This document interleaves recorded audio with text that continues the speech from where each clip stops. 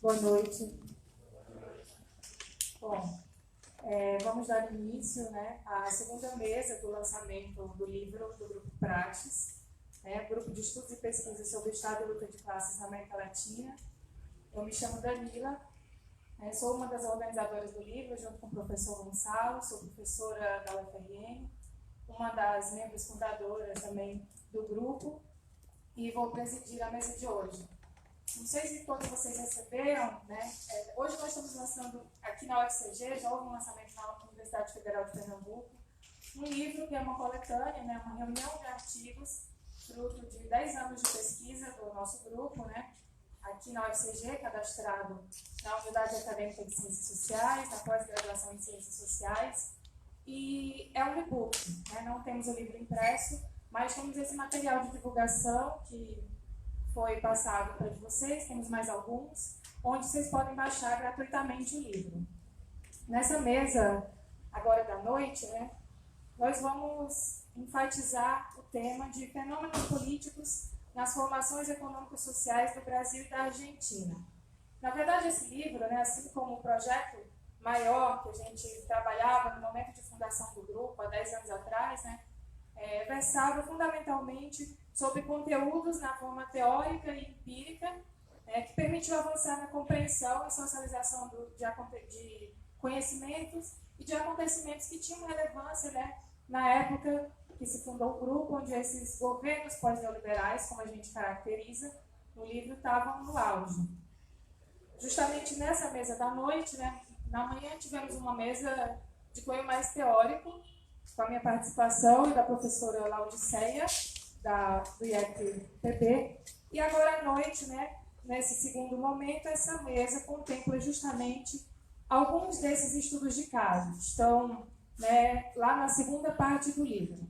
Fundamentalmente, esse momento, pelo estudo de caso da formação econômico-social brasileira durante os governos petistas, com alguns trabalhos sobre o tema, assim como pesquisas que abordam centralmente o período kirchnerista na Argentina, incluindo as presidências Lula-petistas e também de Nestor e Cristina Kirchner.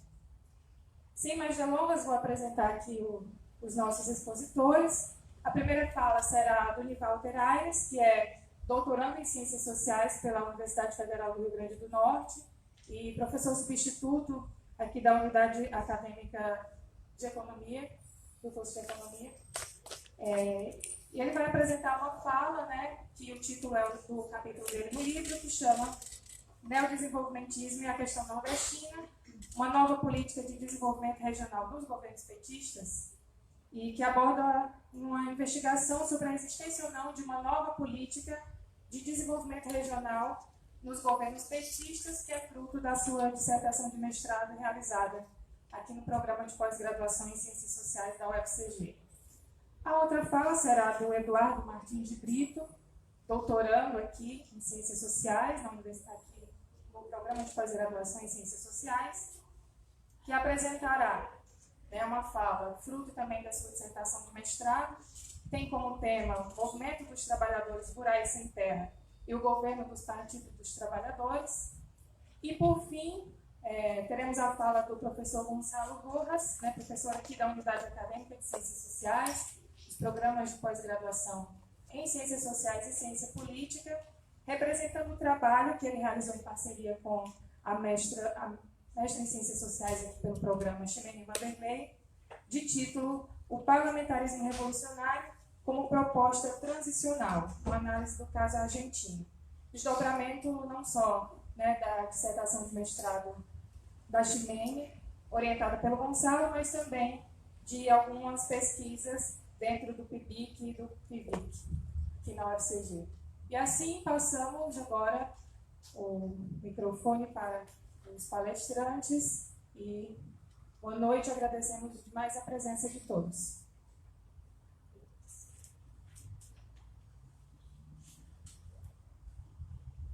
Então, boa noite a todas e a todos. É uma enorme satisfação estar aqui no lançamento do livro do Praxis, livro que é um acúmulo assim, de muitos anos, de muitos pesquisadores. Nesse livro eu contribuo com o capítulo já mencionado pela Danila, Nordeste, o desenvolvimentismo e a questão nordestina, fazendo análise se há ou não uma política de desenvolvimento regional dos governos petistas, que é fruto direto da minha pesquisa de dissertação de mestrado, que foi justamente, tinha o objetivo principal de fazer essa investigação, analisar se nos governos petistas tinha de fundo uma nova política de desenvolvimento regional ou era uma mera continuação das experiências da década de 90 de um certo abandono a essa temática, a questão regional em geral, mas a questão nordestina em particular, para que, abre aspas, o mercado resolvesse essa questão. Nesse sentido, no mestrado, eu me lancei nessa empreitada e o resultado foi tanto a dissertação, que está disponível nos bancos de dados daqui da UFCG, como esse capítulo que faz parte do livro que estamos lançando. Eu parto da consideração inicial de que o desenvolvimentismo clássico teve uma crise de hegemonia ali pela década de 80, e a partir disso avança o neoliberalismo a partir da década de 90, principalmente no governo Collor e depois aprofundado no governo Fernando Henrique Cardoso. E nesse aprofundamento do neoliberalismo há um certo abandono à temática da questão regional. Abandono esse que, quando Lula ganhou a eleição de 2002, criou-se uma enorme euforia em torno de, tipo, vai voltar uma política de desenvolvimento regional? Será que a gente vai vivenciar uma experiência como a que teve na década de 60, com Celso Furtado e outros nomes?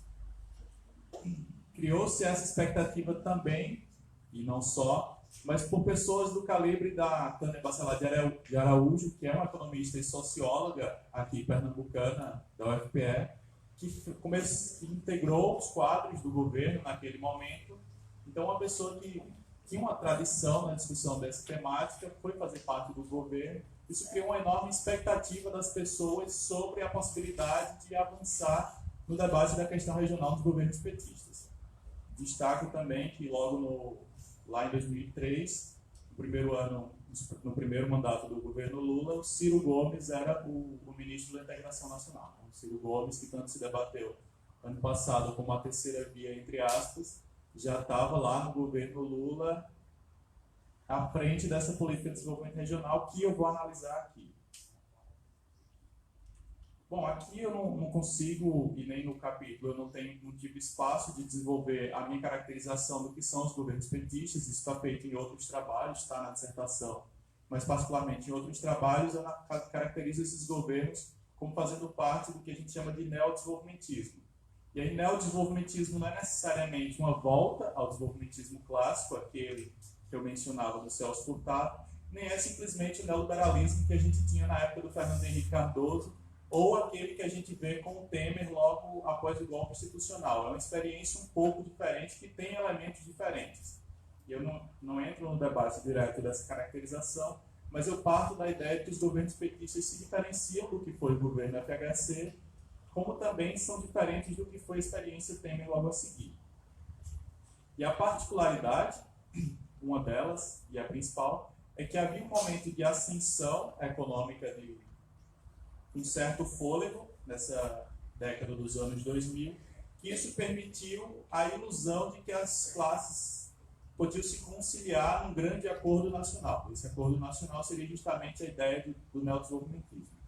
Essas classes e frações de classes, só para nomear algumas, a gente tinha a grande burguesia financeira internacional e nacional como a fração hegemônica.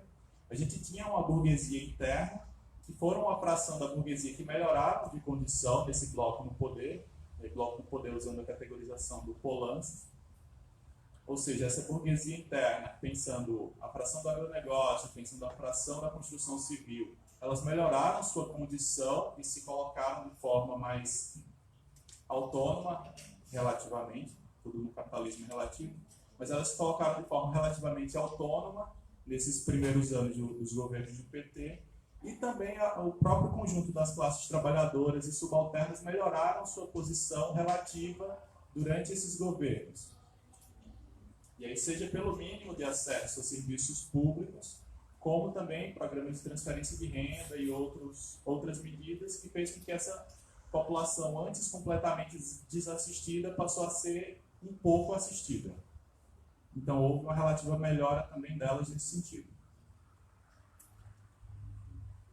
Bom, nesse bojo, que é esses interesses variados entre esses grupos, classes e frações de classes, é que acontece a política de desenvolvimento regional. Em 2003 foi lançado essa política, que chama Política Nacional de Desenvolvimento Regional, foi lançada em 2003, com um documento que se propunha a debater os horizontes e as possibilidades de futuro para a questão regional entre 2003 e 2010. Em 2010 foi lançado outro que se propunha a debater 2010 até 2015. Na dissertação e no capítulo está feita a análise dos documentos, esses e outros, e mais análise do que de fato aconteceu, pensando o que os documentos propunham, e aí dentro do que eles propunham, o que aconteceu ou não, e os cenários pegando dados. Eu trago alguns, como por exemplo a participação do PIB nordestino no PIB nacional, a questão do desemprego, a questão do analfabetismo, a questão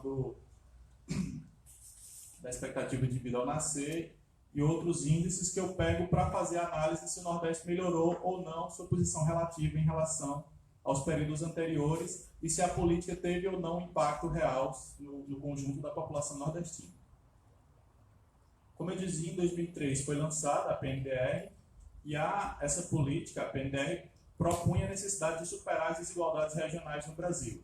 O Ciro Gomes, que era ministro da Integração Nacional na época, dizia: a PNDR é um espaço prioritário na agenda do Estado brasileiro, gerando propostas inovadoras e consistentes que buscam contribuir para o debate sobre a nova concepção de desenvolvimento que a nação deseja, includente e sustentável, levando dessa forma à estruturação de uma sociedade mais justa.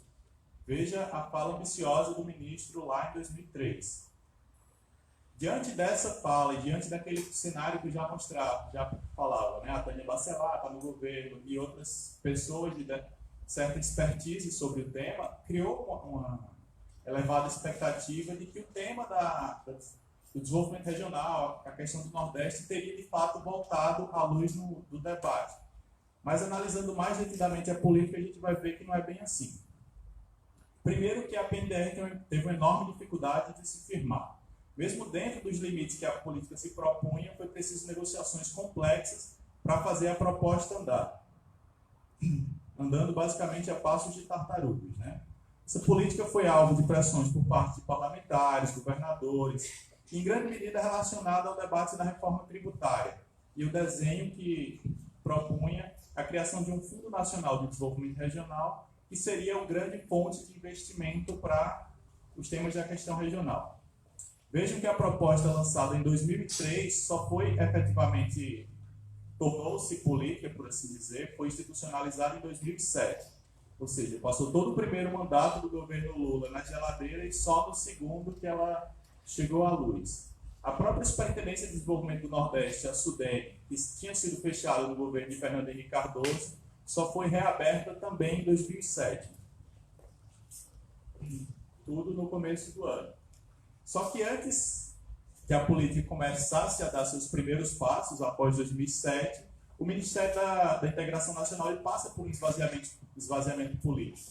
Era um ministério que, dentro do acordo que o PT tinha feito com os partidos que compunham a base aliada, estava com o PSB. Lembrando que o Ciro Gomes estava no PSB à época, e o PSB estava comandando a parte da integração nacional. Após 2007, é uma pasta que passa para o PMDB a partir dos novos acordos que o governo Lula faz no segundo mandato. E aí, ao ir para o PMDB, hoje MDB, ela passa por um esvaziamento político e, enfim, a gente sabe o MDB como é. Ele estava no governo, mas era fonte de constante esvaziamento pela próprio conjunto de pessoas que compunham. Veja que quem vai ser o ministro no segundo governo Lula é justamente o Gedel Vieira Lima, aquele que foi preso recentemente, depois solto a casa cheia de malas de dinheiro. Vocês devem lembrar que foi bastante noticiado um ano atrás. Então, figuras como essa passam a comandar o Ministério da Integração Nacional e se envolver em diversos escândalos, inclusive de corrupção durante o próprio governo, né? A pasta do Ministério da Integração Nacional é quem cuida enfim, por exemplo, dos recursos de assistência para quando acontecem desastres naturais e essas coisas.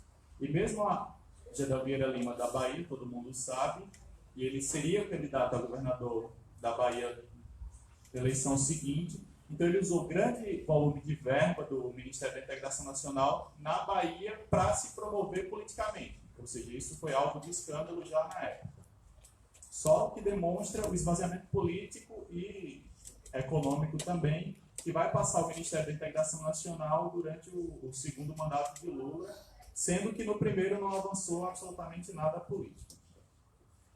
E eu não ignoro assim, o mérito de ter trazido de volta a discussão da temática do desenvolvimento regional dos governos petistas, mas veio muito mais numa dimensão retórica do que numa política de fato. Por exemplo, resgatar expressões que eram caras aos estudiosos da questão regional, como ações de planejamento e termos que remetem à experiência de Celso Furtado, não é a mesma coisa de uma ampla política de desenvolvimento que seja estruturada no combate às desigualdades regionais. Tipo, não basta mencionar esses nomes bonitos, entre aspas, nos documentos. Tem que ter uma política real e de fato para que elas vale a pena ser, enfim, debatida no sentido positivo, que não foi o caso. A gente se depara, e aí na minha dissertação me deparo muito, com críticas a esse tipo de política que no papel propõe uma discussão muito bonita de desenvolvimento sustentável, de integrar o Nordeste com o Brasil e etc., mas que na prática ficou muito, muito aquém. Mesmo nos documentos aparecem expressões como redistribuição de terra e água, mas não propõe minimamente como avançar efetivamente no sentido de uma reestruturação fundiária com amplo acesso por parte das parcelas dos agricultores sem terras ou agricultores familiares à terra e à água, ou seja, não há uma política de fato que vise aumentar a pequena produção familiar. Se a gente for analisar os dados do Pronaf, por exemplo, o volume de recursos que vai para o sul do país é muito maior do que o volume de recursos que vem para o Nordeste. Ou seja, o investimento em agricultura familiar no sul é muito, muito maior do que o que vem para o Nordeste inteiro, considerando o Nordeste teoricamente bem maior do que o sul em termos de quantidade de habitantes e inclusive em termos territoriais.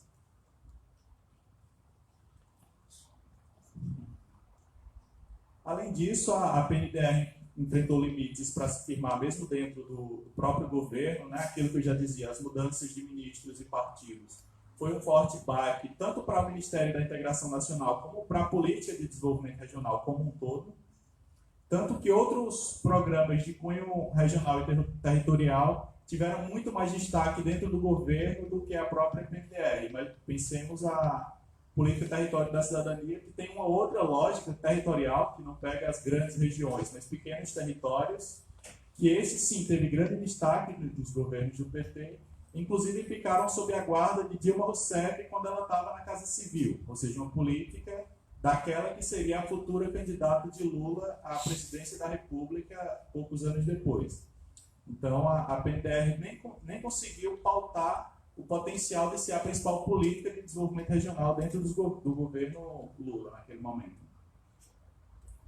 É interessante destacar que as propostas da política privilegiam os interesses das frações da burguesia interna, que estão em uma posição relativamente melhor no bloco, durante os governos petistas, pensando que as principais frações beneficiadas em todos os documentos que aparecem são a do agronegócio e a ligada à infraestrutura e da construção civil, e em grande medida relacionadas. As políticas quase sempre, pelo menos em termos de infraestrutura, tinham relação em interligar o agronegócio com meios de escoação dessa produção.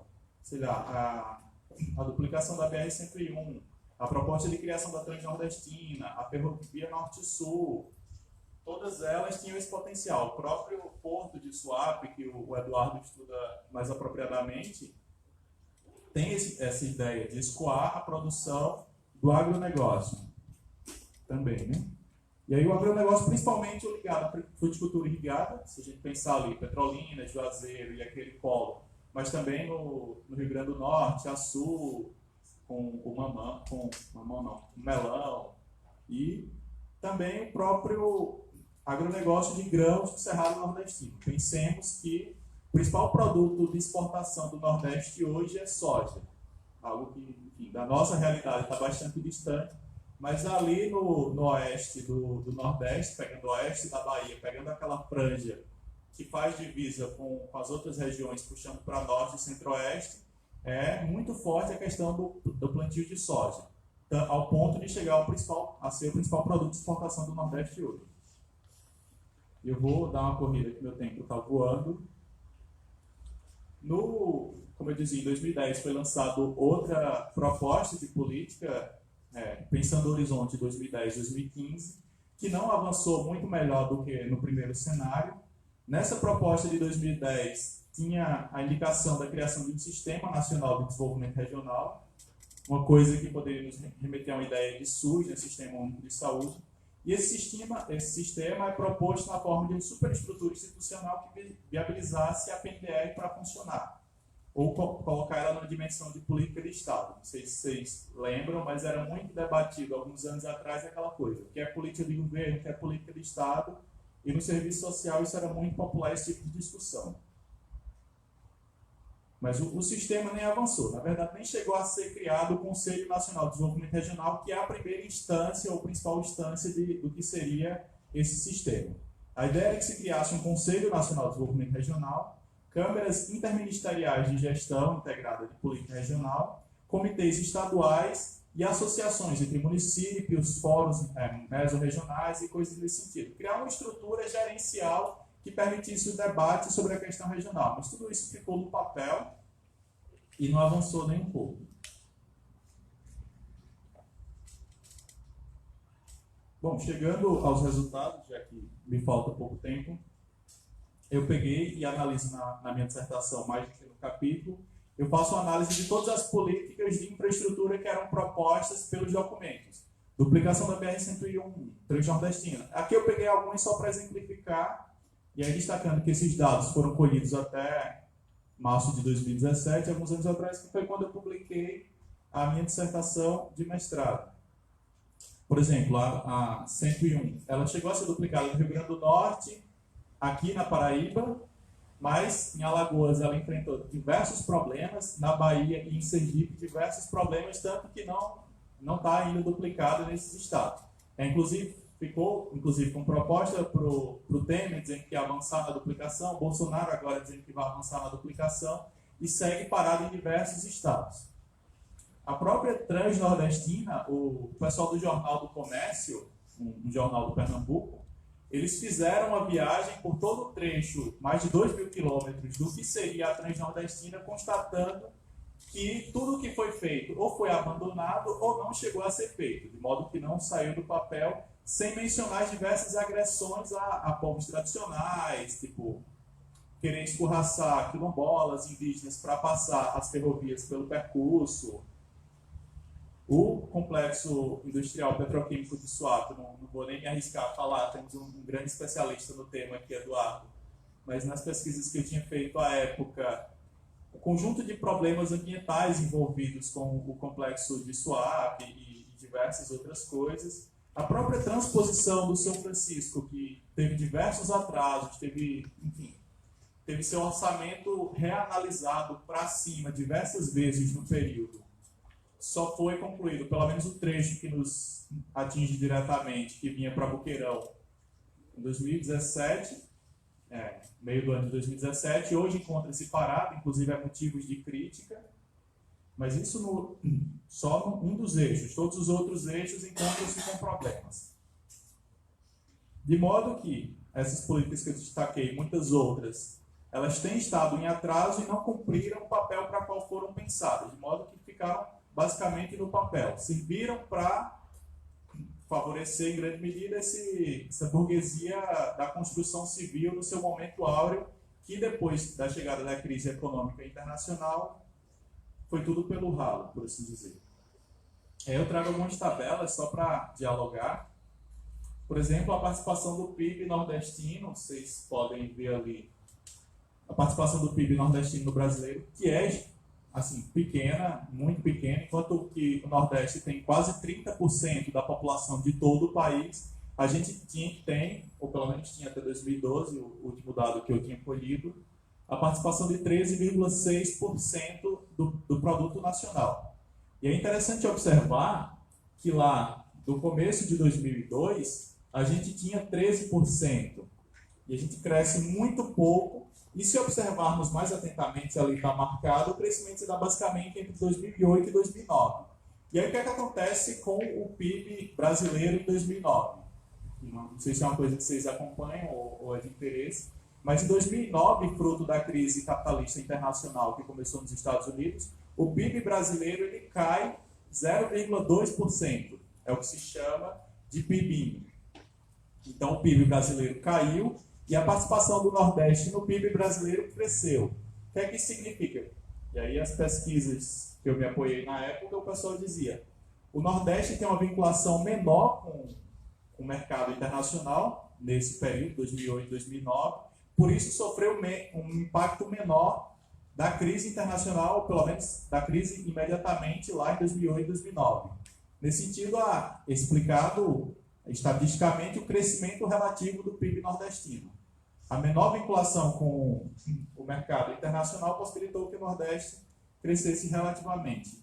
Passando bem rapidinho, por favor. Esse é o gráfico do volume de desemprego. A gente pode observar que o Nordeste sempre teve um volume de desemprego maior que o Brasil. O Nordeste está em vermelho e o Brasil em azul. E a partir de 2012, o Nordeste cresce o nível de desemprego mais que o Brasil. Ou seja, quando começa a falhar o neodesenvolvimentismo, por assim dizer, quando a crise internacional começa a avançar sobre o Brasil, o Nordeste sofre um impacto maior, a partir de 2012. Diferente do que foi aquele primeiro impacto de 2008 e 2009. Por favor. Esse gráfico eu acho assim, uma ilustração absurda do que é o Nordeste. Então, reparem que o verde é o Nordeste. E isso é o índice de analfabetismo no Brasil. Reparem a diferença, o gap que existe entre o Nordeste e todas as outras regiões, e entre o Nordeste, inclusive, com a média brasileira. Estamos muito atrás no aspecto educacional, pegando a discussão sobre o analfabetismo. Poderia destrinchar em outros, mas eu vou ficar nesse porque a fala é limitada. Por favor. Pode passar mais. E esse, para encerrar, é, no caso, a expectativa de vida ao nascer. E aí eu peguei dados da década de 80 e de 2010 para fazer esse comparativo. Na década de 80, o Nordeste estava muito atrás, em geral, em termos de expectativa de vida. Vocês podem ver ali dos meninos que nasciam, ou seja, as chances daquele menino sobreviver era muito baixa. Há uma relativa melhora de 12%, mas ainda assim, em termos de homens, está abaixo da média nacional. E aí, esses dados são alguns do que eu trago na pesquisa, tanto no capítulo, mas na dissertação eu trago outros, e agora chego nas conclusões. A PNDEC supostamente foi pensada como uma grande proposta política para dar conta de debater a questão regional. Não cumpriu o que se propunha, e esses dados nos ajudam a mostrar a lacuna que existe do Nordeste em relação ao conjunto da economia brasileira, e particularmente do Centro-Sul. Nesse sentido, pode-se constatar que a Política Nacional de Desenvolvimento Regional muito pouco avançou no que se propôs. Sem mencionar os problemas da concepção da política, ou seja, a política não foi pensada na melhor forma, de acordo com o que a gente julga, mas nem dentro do que ela se propôs ela conseguiu avançar e cumprir suas próprias metas internas. É uma política que tem o seu limite colocado pela própria lógica de acumulação. A crise capitalista internacional demonstra isso. No primeiro sinal da crise, o Nordeste foi o primeiro a sofrer. Sofreu com maior volume de desemprego e sofreu com a participação no PIB. Enfim, eu termino aqui porque já estou sendo pressionado, mas aí no debate, se vocês colocarem questões, a gente volta. Obrigado. Obrigada, professor Walter. Passo agora a palavra, em seguida, para o Eduardo Martins de Brito.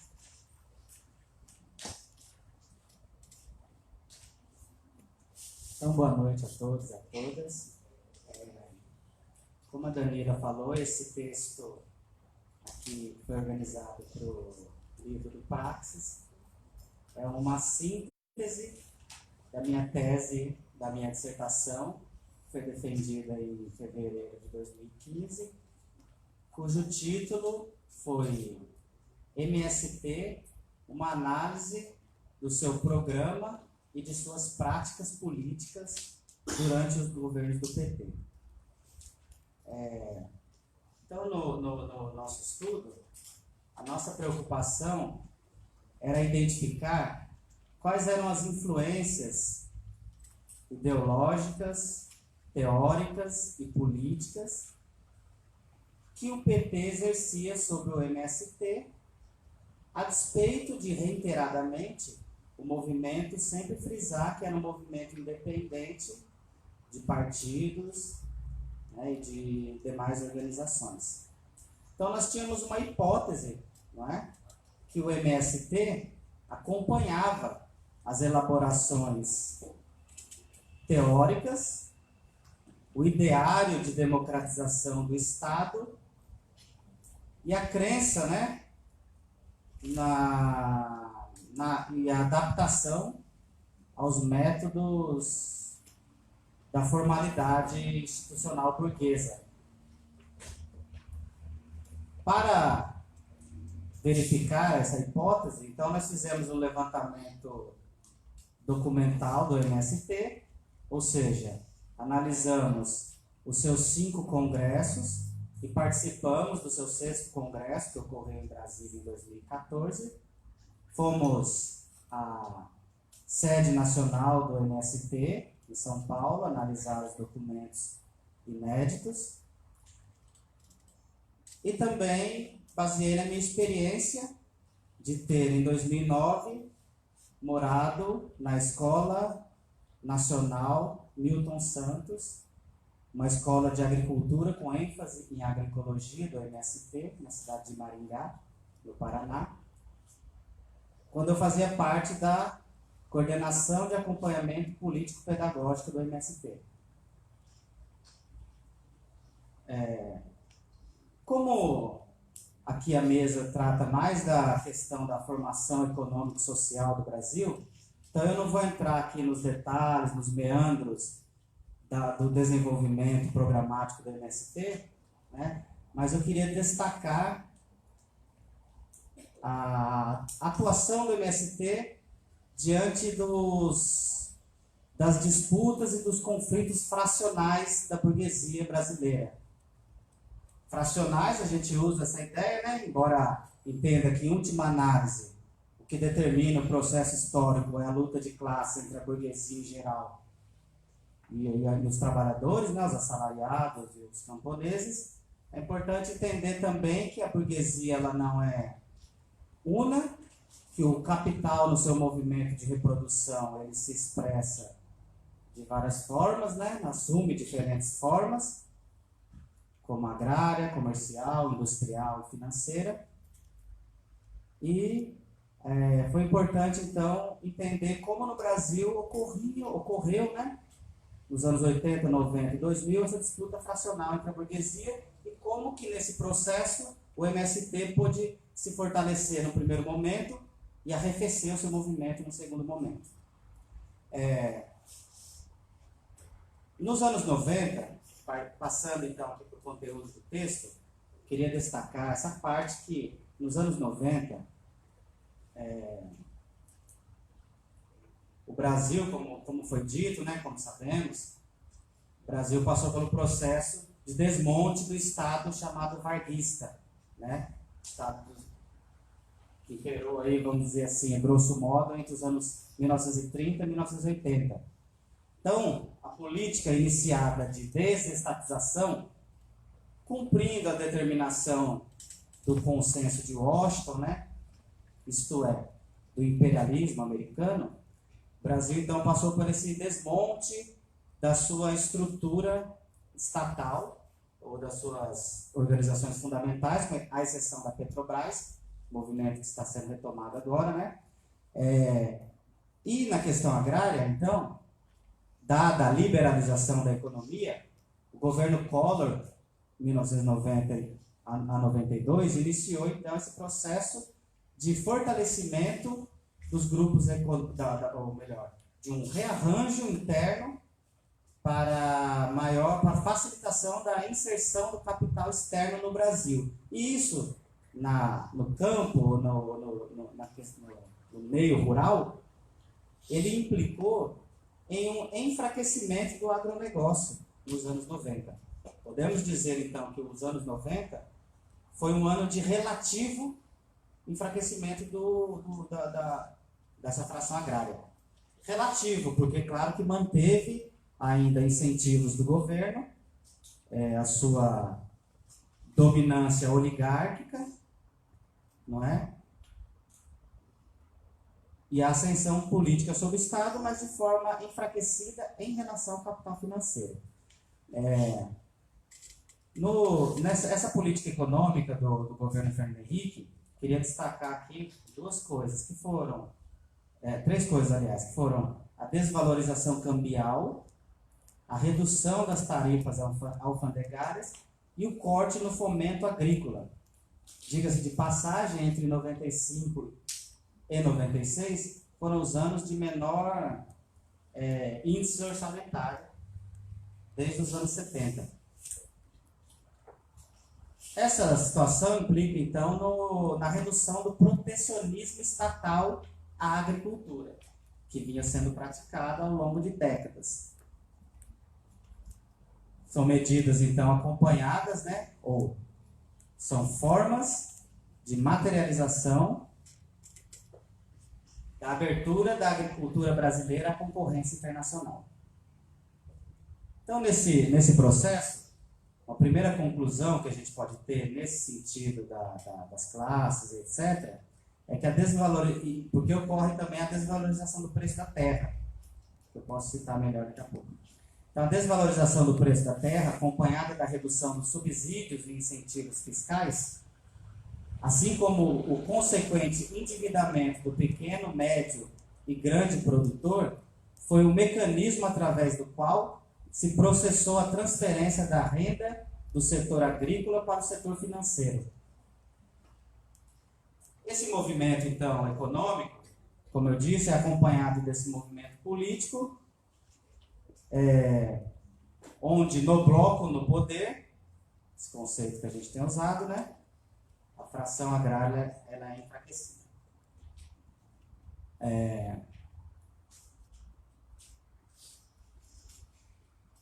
Essa situação, então, de enfraquecimento, aliada à ascensão do MST, principalmente, ela contribuiu para o fortalecimento ou para o aumento da política de assentamento.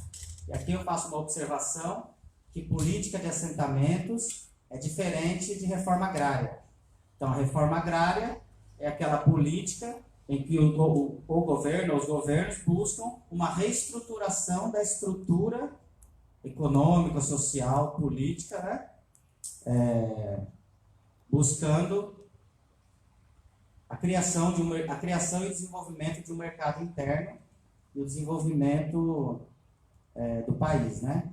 Já a política de assentamento era uma resposta, via de regra conjuntural, às pressões exercida pelos movimentos, não é? E também, em geral, são utilizadas as terras de menor interesse, de menor valor, não é?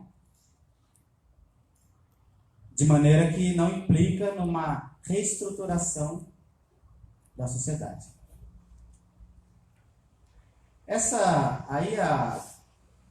A característica oligárquica do Brasil, ela pode ser vista também nesse caso, por mais que o Estado estava fortalecendo a fração financeira, ainda assim existia sempre uma tentativa bem sucedida, né, de apoiar as classes latifundiárias por mecanismos reais ou artificiais. Por exemplo, esse processo que implicou a desvalorização da terra, por um lado, foi um argumento importante para o movimento para pressionar o governo a desapropriar a terra em favor dos assentamentos. Desapropriar, diga-se de passagem, é diferente de expropriar. Desapropriar mediante indenização, entregar as terras para fins sociais. Não é? Então, nesse período, a terra desvalorizou muito. Como diz, por exemplo, Guilherme Delgado, que é um autor aí clássico da questão agrária atual, ele, no estudo dele, demonstrou que, embora nesse período a terra tenha se desvalorizado em cerca de 40%, quando o Estado desapropriava as terras, ele pagava um valor acima do mercado. E esse caso eu vi concretamente lá no Paraná, quando nossos companheiros lá do MST diziam que tinha casos que o próprio latifundiário chamava o movimento para ocupar a terra. Não sei se vocês já ouviram falar disso. Para poder obrigar o governo a desapropriar e assim receber a indenização. Esse movimento, então, que se deu ao longo dos anos 90, foi também um movimento importante de transferência da renda da terra para outros setores, ou melhor, a transferência, né, do poder latifundiário, do capital agrário, vamos dizer assim, para outros setores, principalmente o setor financeiro. Né? Ainda assim, os anos 90 foram um período de maior ascensão do MST, em que ele se fortaleceu do ponto de vista quantitativo como qualitativo. É o período, então, onde o MST se expande nacionalmente, adentra em áreas importantes de domínio oligárquico latifundiário, como, por exemplo, o Mato Grosso e Mato Grosso do Sul, por exemplo, o Pará, Pontal do Paranapanema, né, em São Paulo. E essa força o MST consegue a despeito do apoio governamental. Muito pelo contrário, é o período que o MST sofre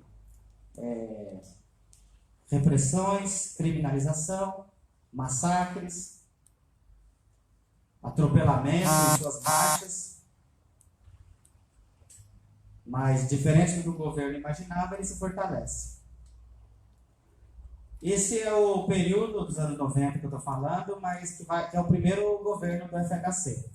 O segundo governo, ali de 99, ele tem uma mudança com relação ao apoio dessa fração agrária. Não sei se vocês se lembram e acompanham, em 1997 teve aquela chamada crise dos tigres asiáticos. Em 1998, a da Rússia, que decretou moratória. Esse processo ele implicou no aumento dos preços internacionais das commodities, né, relacionadas aos produtos minerais, energéticos e agrícolas. De maneira que essa crise vai afetar o Brasil e vai implicar numa crise financeira, numa crise chamada crise de liquidez. Não tinha dinheiro. Então, o que o Fernando Henrique resolveu fazer? O caminho mais rápido, então, para a elevação ou para a superação dos déficits da conta corrente era recorrer, por um lado, à poupança externa, que são os empréstimos do FMI, né? O governo contraiu em 99, 2000, 2001, se não me engano. E a outra medida foi o incentivo ao agronegócio e à exportação, de maneira que voltou, então, com a força anterior, os incentivos estatais à agricultura brasileira. Período também que o governo, além da criminalização e da violência característica da autocracia brasileira contra os movimentos contestatórios, particularmente do campo, iniciou um ataque duplo ao movimento. O ataque, por um lado, que é a da criminalização, como eu disse, dificultando o acesso aos assentamentos. Por exemplo, uma portaria de 2001, já? A portaria de 2001 do FHC dizia assim que... Portaria não, MP 2000-02738. Só para registrar. Toda terra que estava sob ocupação não seria negociada para fins de reforma agrária. Todo indivíduo ou família que estivesse em uma ocupação não poderia mais acessar os programas de subsídio governamental, que não se extinguiram totalmente, mas baixou muito, né? Vou pular aqui. Bom, nem cheguei no PT. Bom, vou concluir aqui. Então, esse processo dos anos 90, ele criou as condições de fortalecimento do PT, né, do ponto de vista eleitoral. Quem é mais velho lembra como que era em todos os muros, era fora FHC, etc. Então o governo ficou muito desgastado.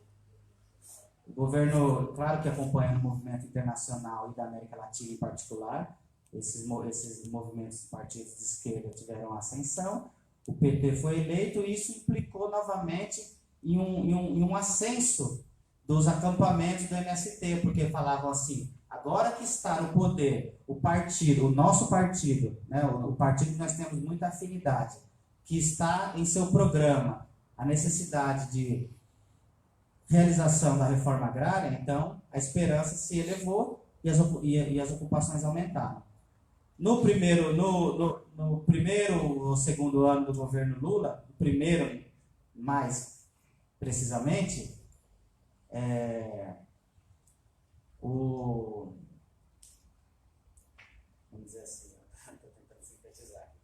No primeiro governo Lula, a gente vai ver então esse aumento das ocupações, a gente vai ver o PT respondendo nos cargos a essa ascensão do MST, por exemplo, colocando pessoas ligadas à CPT, ligadas ao MST, em cargos de segundo escalão no INCRA, não é? E vai tentar resolver os conflitos agrários, não por meio da violência, mas por meio, né, das políticas públicas para o campo. Esse movimento, então, de ascensão das ocupações, de pessoas em cargos importantes, às vezes chave da máquina governamental, a favor da política de assentamento, vai criar uma resposta da oligarquia agrária, de maneira que eles vão armar as suas milícias. O MST, embora não estivesse armado, estava tendo esse impulso, e quem acompanhava mesmo sentiu essa possibilidade até, né, vamos dizer assim, de uma guerra civil no campo. O MST, ele preferiu esperar que o governo Lula tomasse alguma medida, fez vários pedidos, organizações, atividades para denunciar e cobrar respostas do governo com relação à escalada de violência em curso no campo, mas o Lula e o seu governo preferiram ceder. Então eles demitiu esse conjunto de técnicos ligados ao movimento, ao MST, CPT, etc., pediu que o MST fizesse o mesmo e tivesse paciência, né? De maneira que isso causou um mal-estar no movimento ao longo dos anos 2000, entretanto, não retirou o apoio do governo. Então, esse foi o fundamento, inclusive, de tentar entender por que, apesar dos ataques, da violência, da não realização da reforma agrária e, inclusive, a diminuição depois da política de assentamentos, fizeram com que, ainda assim, o MST mantivesse o seu apoio. Aí eu faço uma discussão do programa do MST, de que, na verdade, a gente discute no grupo, né, essa questão baseada no conceito de Gramsci sobre o transformismo. Tem gente que vai dizer que o PT ele chegou no governo e mudou, se transformou, fenômeno que a gente viu ao longo do século XX, né, em muitos países, eu digo que não, que na verdade no próprio programa do PT e do MST, principalmente do PT, já estava ali já estava contida a coexistência das várias formas de propriedade. Então eles falavam a necessidade de coexistência da propriedade da pequena, da média e da grande propriedade. Falava-se também, vide, por exemplo, a entrevista que o Lula deu para o Gentili e o Sader em 2013, que o Lula fala isso, ele fala assim, analisando o governo, o seu governo, ele já é ex-presidente, né? Ele disse que foi uma política muito bem sucedida, que diferentemente do que os intelectuais e os críticos diziam, ou nos termos econômicos, os economistas ortodoxos e heterodoxos diziam, um falava, temos que promover a abertura para o capital financeiro e para os grupos internacionais. Outros falavam, não, nós temos que desenvolver o mercado interno, né? E o Lula diz, não, nós conseguimos sintetizar e fizemos os dois. Então é uma questão discutível aí, né? Mas a gente vai ver que já estava contida nas elaborações teóricas, sem contar na experiência política das prefeituras e dos estados do PT ao longo dos anos 90, essa tentativa da possibilidade da coexistência dessas várias formas de propriedade, como manifestação da conciliação entre as classes em torno do desenvolvimento daquela consigna do PT de governar para todos. Então, concluindo, importante nesse raio-x da estrutura agrária do país, entender como que esse processo de avanço das fronteiras agrícolas e esse processo também de conciliação política dos partidos de esquerda com as frações oligárquicas do Brasil vão implicar, então, numa impossibilidade da reforma agrária. Se no primeiro momento essa ampla aliança se deu pela necessidade de vitória eleitoral, no segundo momento, lembrando que tivemos lá o chamado escândalo do mensalão, né, que aproximou mais o PT do PMDB. O PMDB, que dirigia, então, estava à frente, presidia, melhor dizendo, a Câmara, o Senado, importantes autarquias,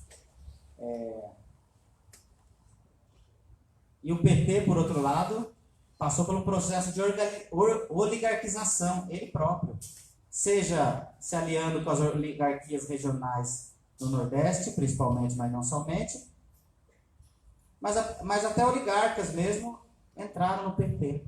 Então o PT ele passa por essas mudanças, mas ainda assim permite que o Lula e os seus defensores mostrem que na verdade não foi uma mudança total. Talvez uma mudança de grau, né? Porque no programa do PT não estava colocado que o desenvolvimento da grande propriedade seria dado através de subsídios estatais, que aumentou muito durante o governo do PT, não é?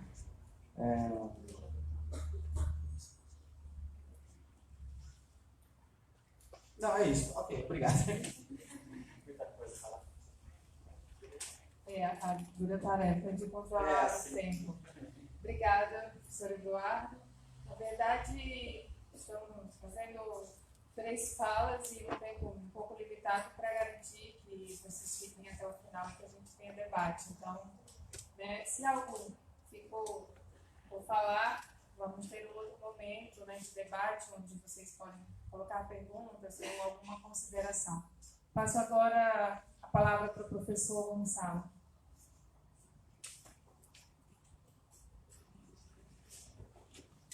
Obrigado. Boa noite a todas, a todos. Eu vou ter a mesma dificuldade que tuvo hoje Daniel, falou sobre um marxista peruano. Eu vou falar sobre Argentina e parto do pressuposto que vocês conhecem menos que o que conhecem sobre Brasil. Mas todas as pesquisas de praxis pegan elementos teóricos y pegamos en general elementos empíricos que son los que llamamos os estudos de caso, ¿no? Neste caso, eu vou apresentar o trabalho que fizemos com Ximeni Vanderlei, como falou Danila, orientando a minha de iniciação científica. En este momento ainda no había defendido o mestrado, ten algunos elementos este texto de algunas de las cosas de que ela defendió no mestrado. E vocês pensem que 1 ano e meio para un libro, digamos, de coyuntura política latinoamericana acaba sendo muito para todos. Mas é a dificuldade, mas a gente estuvo fazendo a releitura dos trabalhos para poder apresentar aqui. E, na verdade, a tendência que a gente coloca não está tão ruim. Está bem. Está bastante bem, em geral, nos trabalhos, estou falando, não? Mas, primeira questão, por quê? Porque a gente fez este trabalho sobre parlamentarismo revolucionário na Argentina. É um estudo do Partido de Trabalhadores Socialista, que faz parte do Frente de Esquerda e dos Trabalhadores da Argentina. Vou contar um pouquinho que tem diferença um pouco com a esquerda brasileira, de nossa interpretação. Fundamentalmente também a gente pega isto pelo acúmulo que temos na academia, em termos teóricos, mas também em termos políticos, de participar nas discussões na rede de jornais internacional Esquerda Diário, aqui no Brasil, o Movimento Revolucionário dos Trabalhadores, que está relacionado com esse partido na Argentina, o Partido de Trabalhadores Socialistas.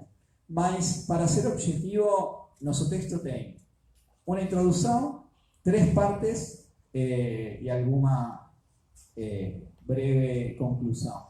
Todos os textos vão estar à disposição no e-book que a gente colocou aí para que vocês possam baixar, não? Por quê? Porque tem detalhes que às vezes fica difícil falar em 20 minutos. Mas a caracterização política é a caracterização política geral que a gente tinha no grupo. Não tínhamos como fugir disso, não? Achávamos que estavam chegando ao fim um conjunto de governos que se chamava pós-neoliberais, entre aspas. Existia um processo de crise orgânica, um conceito gramsciano que expressa uma crise muito profunda, econômica, política e social, e que isso gerava un giro a direita na superestrutura política, que agora se verificou como un giro a extrema direita na superestrutura política, pelo menos no Brasil. Não é uma caracterização absoluta, mas uma tendência importante não marca uma situação política reacionária. Mas a gente que pretendia estudar um fenômeno político que não era novo, mas que aparecia como novo na América Latina, en Argentina, no caso do Partido dos Trabalhadores Socialistas. Para isso precisávamos, na introdução, definir o que entendíamos por parlamentarismo revolucionário.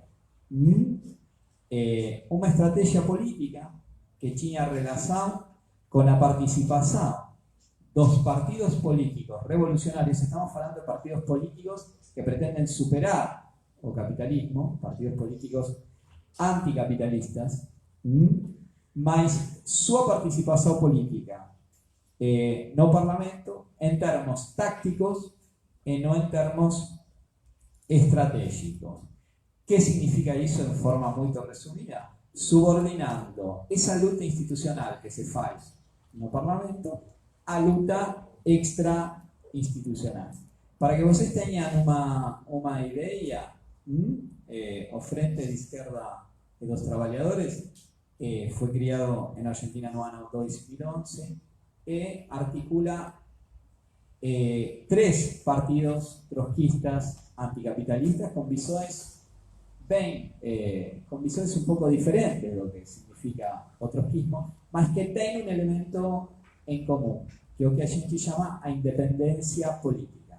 Independência do Estado, dos patrões e dos governos. Lógicamente que todos esses grupos, o Partido de Trabalhadores Socialistas, o Partido Operário, Esquerda Socialista, que son los 3 grupos que inicialmente constituyeron a FIT, hoy se acrescentó un grupo más y se llama FIT Unidad, y que es un movimiento socialista dos trabalhadores, mas na verdade hoje tem uns 40 legisladores o PTS, tanto no plano nacional como no plano estadual, como no plano municipal, llamaríamos, y todos con esa misma estrategia en diferentes estados do país. O primeiro que tivemos que fazer é uma caracterização sobre o kirchnerismo, porque a gente pergunta, é um fenômeno político que surge no momento do kirchnerismo. Mas que é o kirchnerismo para os brasileiros ou para o comum dos mortais? Se a gente falaria de lulismo, acaba sendo mais fácil. Chavismo é conhecido, não sei se é tão fácil de interpretar, mas pelo menos é mais conhecido. Mas kirchnerismo é a referência aos governos de Néstor Kirchner, 2003-2007 na Argentina, e Cristina Fernández de Kirchner, 2007-2015 na Argentina. Mas para poder conceituar kirchnerismo, temos que falar de um fenômeno político anterior, que vocês são muito jovens, por sorte, e muitos nem se lembram, mas em Argentina aconteceu em dezembro de 2001 algo que se chamou Argentinazo. Pense no seguinte, a crise econômica, política e social foi tão gigantesca que não só renunciou o ministro de Fazenda e um presidente fugiu em helicóptero do país, ¿se entende? Da casa de governo, sino que tivemos 5 presidentes em 10 dias. Isso é crise de verdade, não? A movilização popular heterogénea, digamos, geró, digamos, este fenómeno político que fue conocido como Argentinazo, geró una crisis política gigantesca. Néstor Kirchner hacía parte de un partido tradicional, era peronista, apoyó a Carlos Menem, que fue el gobierno más neoliberal de la historia de la Argentina, mas era un dirigente peronista periférico, si vocês quisieran, ¿no? Estaba en un estado, en la Patagonia, en Santa Cruz, que es un estado que no tiene petróleo, mas no tiene tanta importancia política para Argentina, mas ele aparece como por fora do sistema político e acaba sendo eleito com 30% dos votos. Por quê? Porque ele foi um balotaje com o próprio Carlos Menem, e Menem renuncia ao balotaje, ao segundo turno. Então, Kirchner é eleito com 30% dos votos, mas o kirchnerismo tem que respeitar, em certa medida, a correlação de forças surgida no Argentinazo. Então, definimos o kirchnerismo como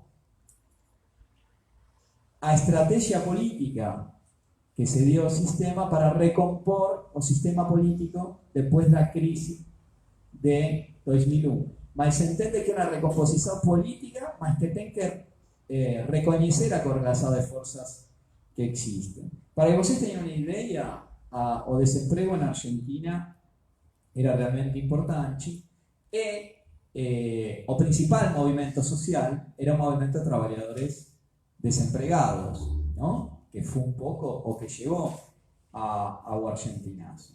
Mas com a recomposição econômica que traz o kirchnerismo, produto em grande medida pelo crescimento, digamos, este boom das commodities que se falava aqui, produto do próprio efeito rebote, a palavra que usamos na Argentina, ¿no?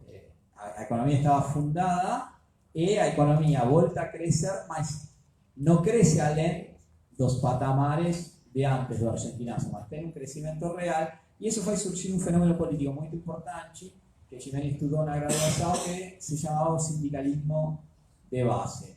¿Qué significaba? Sectores clasistas, nos sindicatos, disputaban políticamente contra a burocracia, mas eran sectores clasistas en alianza con sectores antiburocráticos más amplios.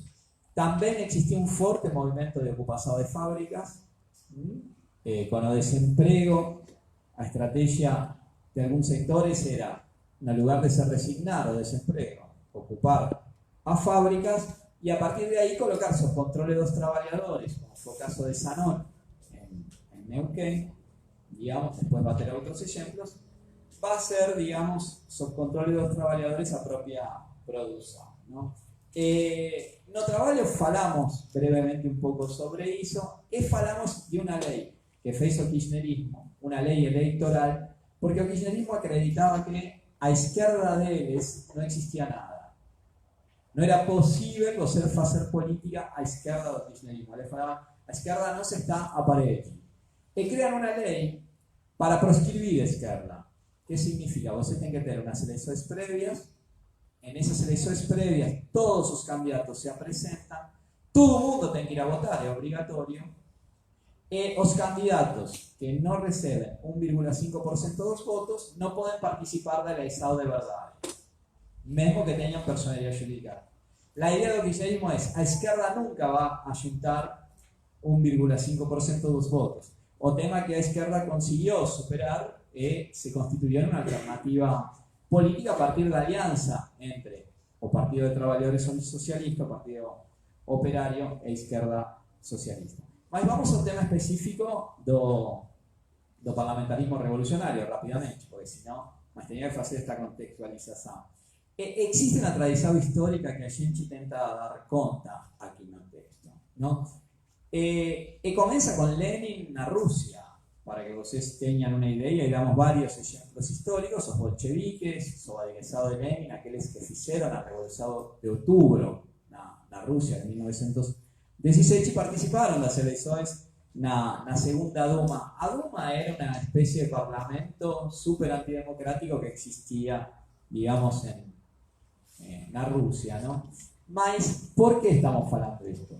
Porque em momentos em que no existe una situación revolucionaria, los revolucionarios pueden participar de las elecciones desde el punto de vista no acreditando que van a mejorar el Parlamento, sino mesmo criticando el Parlamento como las masas ainda acreditan que es posible la mudanza social a través del voto, o se puede presentar algún tipo de alternativa electoral para poder dialogar, digamos, más en una perspectiva anticapitalista, que tenda a superar os limites impostos pelo propio sistema. Mas a que damos mais importância, se bem vamos a falar de vários, mesmo que depois na disertação a gente falou de muitos mais, mas é Karl Liebknecht, 1914, o grande camarada de Rosa Luxemburg, que é bem mais conhecida que ele, faz 100 anos, este ano da Revolução Alemã, é uma revolução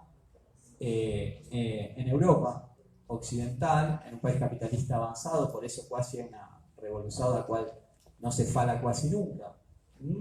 Mas Karl Liebknecht, ¿qué es lo que faz? 1914, Alemania en guerra, a burguesía alemã precisa o dinero dos créditos de guerra, y él no parlamento es el único diputado cuando o conjunto dos deputados socialistas, que eran centros, votaron a favor de los créditos de guerra, en contra, digamos, da paz y a favor de la guerra en alianza con su burguesía. Karl Liebknecht es o primeiro que va a se opor na propia Alemania, digamos, a guerra en un acto de coraje políticamente bien significativo. Karl Liebknecht era parlamentario, Rosa Luxemburg, Franz Mehring, varios otros, Clara Zetkin, varios otros revolucionarios alemanes también se posicionaron contra, ¿no? Y la tesis de ella era que el inimigo principal está en nuestro propio país, ¿no? Imaginen lo que Farrar hizo en un momento de guerra, o mismo aparece con Seth Hogle, que es menos conocido, más en Suecia, lo cual falamos, imaginen alguien en Suecia defender a autodeterminación a Noruega. En la época era un escándalo, una política antimilitarista fortísima, tanto Liebknecht como Hogle fueron presos. Además, lo de Liebknecht era increíble porque era obligado a cavar trincheras cuando no trabajaba en el Parlamento. Só tinha direito a ir a sessões do Parlamento, mas quando não, era mandado na frente de guerra. Sí. Bulgaria también tiene 43, digamos, diputados con una estrategia parlamentaria revolucionaria. Gramsci fue diputado, mas Gramsci fue diputado durante el fascismo Gramsci só consigue falar em uma sessão, não? Sobre vota contra a lei das corporações, que na verdade falavam lei das corporações, mas ele sabia que era uma lei contra os comunistas e contra os socialistas e demais. Mas a gente faz esse raconto histórico. Mas do ponto de vista do parlamentarismo revolucionário na Argentina, entendemos que se retoma essa tradição teórica e política, digamos, con los diputados do PTS. Inicialmente en esta parte enfocábamos nada más que en Nicolás del Caño y Miriam Bregman, que eran todos ven más representativos, na disertação de Ximeni tem varios más, mas la idea es cómo es posible recuperar esa estrategia revolucionaria, digamos, en una perspectiva verdaderamente anticapitalista. Y a gente entende que tem algunas cosas que son bien importantes, ¿no? Eles pegan las lecciones de la Comuna de París, que cada deputado tiene que ganar lo mismo que una profesora o que un trabajador cualificado, pero cual eles ganan lo mismo que una profesora de salario, y el resto va para organizar las lutas de los trabajadores. En bloqueos de estrada, Nicolás del Caño recibió varias balas de borracha, tengo videos ahí en internet y demás, mas tiene una cosa que es importante vincular esto extra institucional y extra parlamentario. A cuestión central es, digamos, una mudanza que acontece en Argentina en ese periodo, que cuando todas las organizaciones políticas de izquierda estaban preocupadas por construir un movimiento de desempregados, o Partido de Trabajadores Socialistas decide se mantener las fábricas en un momento muy difícil. Ustedes, si no conocen, mas imaginen que militar, desde el punto de vista de izquierda revolucionaria en una fábrica, no es muy simple, ¿no? O sindicalismo de base expresa ese fenómeno político, para que ustedes tengan una idea, más con una perspectiva antiburocrática y anticapitalista, para mudar los sindicatos de verdad, y no solo para ganar una superestructura dos sindicatos. Existe una articulación muy fuerte de esos parlamentarios, inicialmente con lo que fue sindicalismo de base, después claramente con los movimientos de mujeres, a Marea Verde, que lucha en Argentina contra el aborto, a favor del aborto, contra aquellos sectores de la iglesia y de todas esas cosas que son contrarios, digamos, al aborto, y de una lucha política fantástica. Es fundamentalmente también con sectores de la juventud precarizada, ¿no? ¿Por qué? Porque a clase trabajadora que está en los sindicatos es una parte de la clase trabajadora. El problema político es cómo usted también intenta organizar una frazada clase que no está necesariamente también en los sindicatos y hacen parte de esa fuerza social que a gente llama a nueva clase trabajadora, que va a permitir, digamos, un sector explosivo de la clase, ¿no? Que sobrevive, más no vive, estoy hablando telemarketing, rápido, todo ese tipo de cosas. Para fechar, a gente tenta ver, bom, qué elementos de continuidad tiene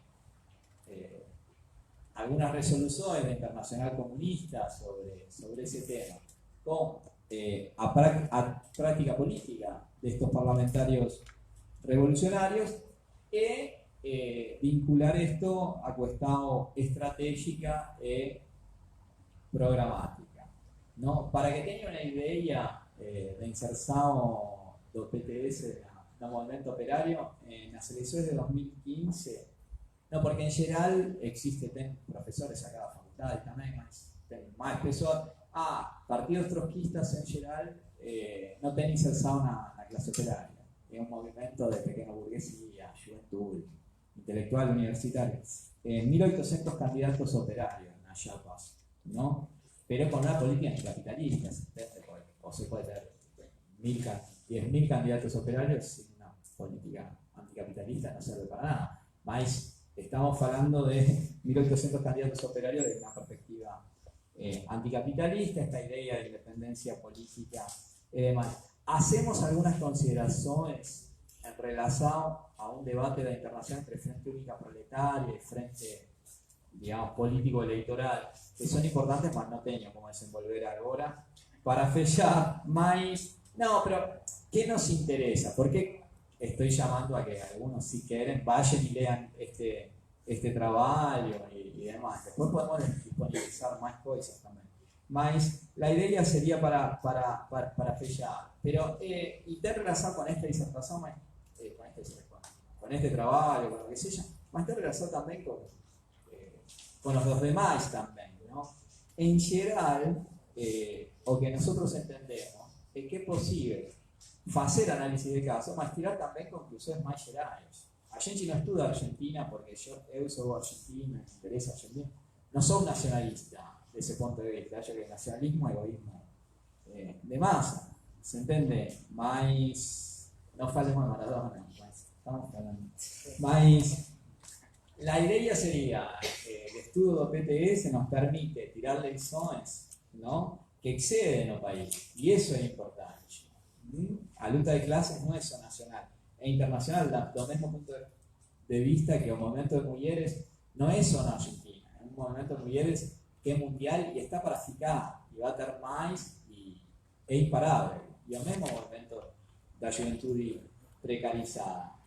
O problema es cómo a gente faz para pegar todos estos fenómenos políticos y tirar lecciones en términos anticapitalistas y socialistas para los trabajadores, mujeres, a juventude, entendiendo que este sistema de facto no va más, no tiene ninguna respuesta que nos da que es posible y necesario ser realistas, pensar que es posible y necesario superar o capitalismo. Esto es un poco la idea. Tenía más cosas para hablar, más pero menos pretendí ver si conseguía dar un cuadro sobre Argentina de alguna cosa.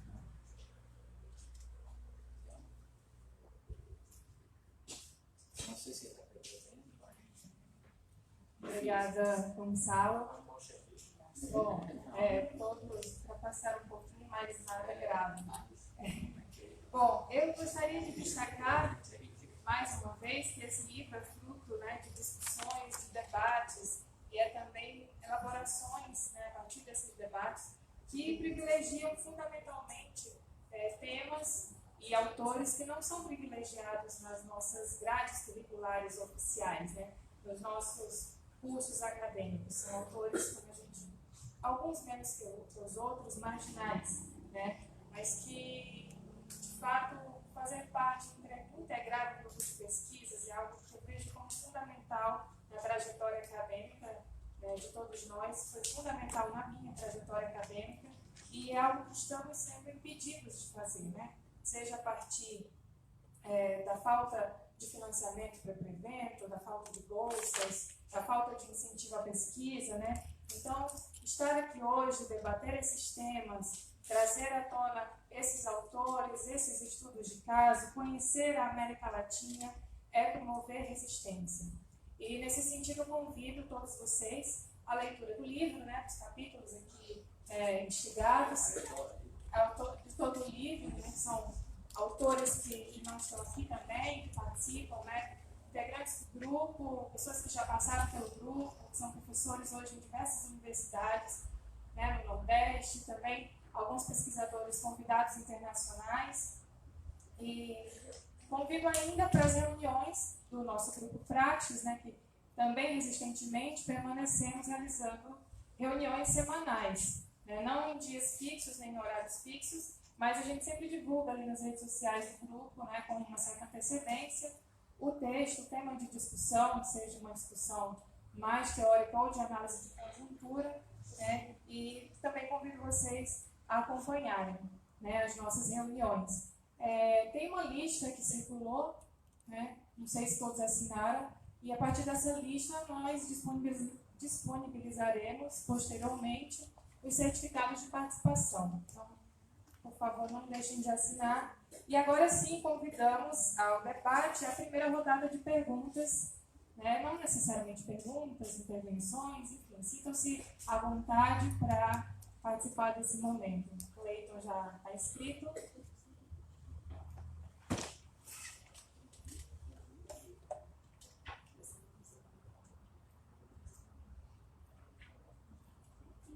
Mais um. Podemos talvez fechar com 3 perguntas agora. Se mais alguém se sentir convidado e instigado a participar, temos ainda um espaço para esse primeiro momento de rodada. Senão já passamos aqui. Eu vou pedir depois que você venha aqui na frente, porque como a gente está transmitindo ao vivo, muito tecnológico. Boa noite a todas e a todos. Vou ser bem breve para também dar espaço aos outros colegas que irão perguntar. Parabenizar mesmo o orçamento do grupo de uma forma geral. Meu nome é Cleiton, sou aqui do programa de pós-graduação em Ciências Sociais e também integrante do grupo Praxis. Achei bem interessante a fala dos três, mas queria focar algumas questões que eu já estudei e eu venho estudando. Especificamente, iniciar pela questão do Nordeste, como eu também já realizei algumas investigações econômicas sobre a região. Acho bem interessante a fala do Nivalter, quando ele vai dentro da produção intelectual brasileira, especificamente com o Celso Furtado, à frente da SUDENE.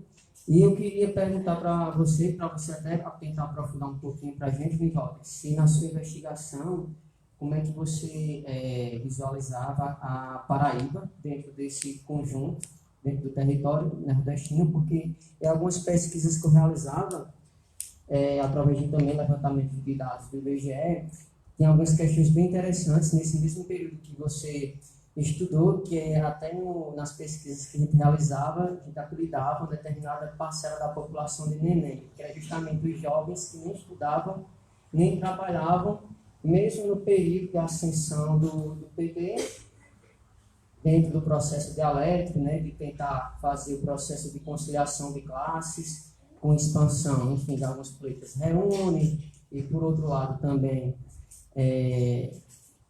com articulação com o setor privado. Então, só queria que você talvez tentasse falar um pouquinho para a gente, se no seu estudo, como é que você visualizaria a questão da Paraíba, porque retoma também uma questão lá atrás do Celso Furtado, quando ele estava à frente da SUDENE, que ele enfrentou grande resistência, que era justamente o processo de industrialização do Nordeste, etnias com chaves políticos. Você tem alguns estados chaves, Ceará, Bahia, Pernambuco, e até alguns professores, como Policarpo Quaresma, lá do UFPR, retomam um pouquinho essa questão em cima das ilhas de desenvolvimento intra-regional. Uma segunda questão seria para o professor Gonçalo, como ele tocou no tema do parlamentarismo revolucionário, eu queria fazer um pouquinho paralelo com o Brasil, professor. Partindo do pressuposto que se tenha um parlamentarismo revolucionário que retomou toda uma tradição do campo marxista, você citou bem, o Lenin, enfim, processo da Duma, o próprio Partido Revolucionário na Rússia, os bolcheviques, né? Os bolcheviques. Eu queria fazer um paralelo com o Brasil. Se na Argentina você considera essa frente como formada por partidos revolucionários, e se no Brasil nós teríamos partidos revolucionários. Beleza. Passar para o próximo.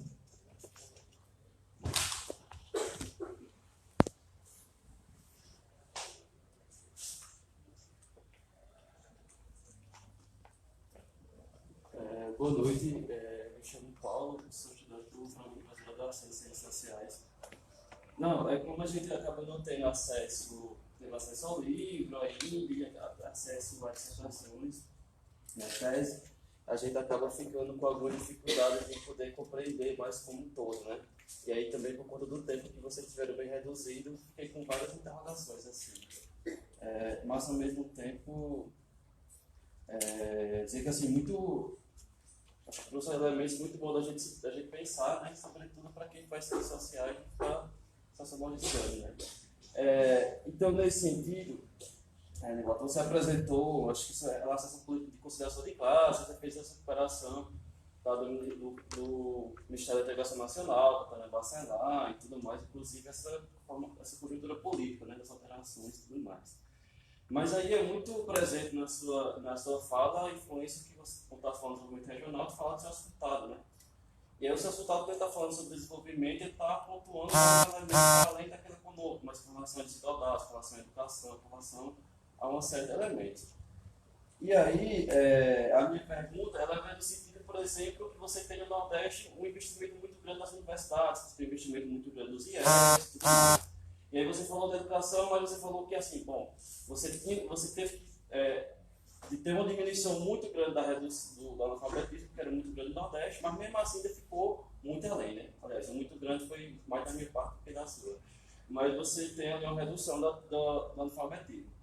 Porém, você não adentrou com relação às universidades, aos IES e tudo mais. Enfim, não sei se você pesquisou, mas se você pudesse trazer um pouco desse elemento.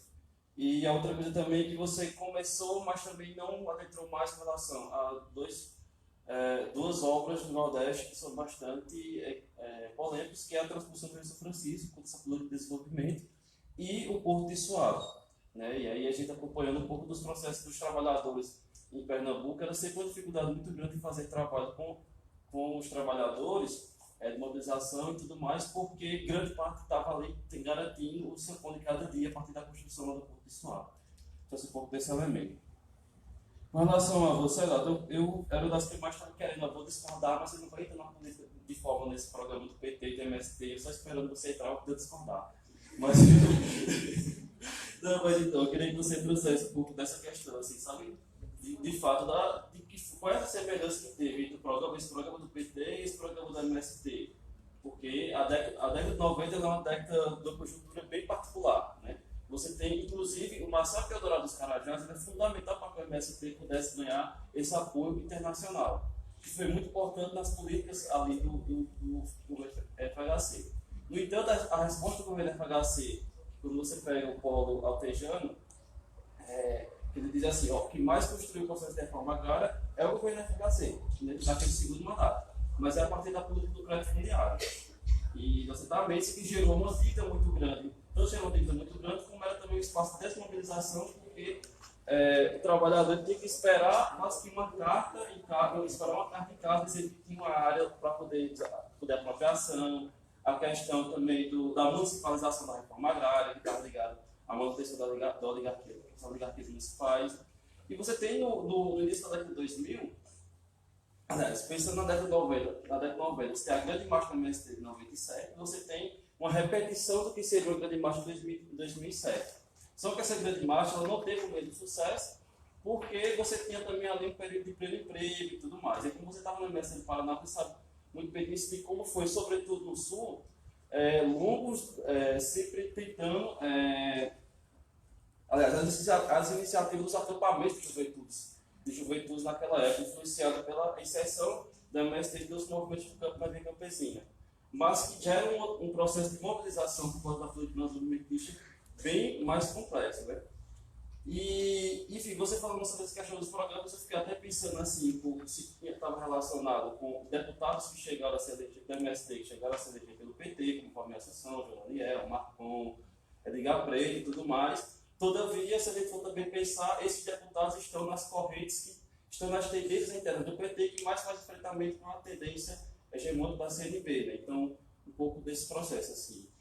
E essa política, e aí você falando assim, mas sempre estava apoiando, né? Estava apoiando porque em 2006 você também tinha a opção de um CER, que era uma voto do político neoliberal bem mais explícita. Em 2010, 2006 Geraldo Alckmin, em 2010 o CER. Ele vai entrar em 2014 porque já entra numa política bem mais complexa. Mas enfim, eu queria que você trouxesse um pouco mais sobre esses elementos.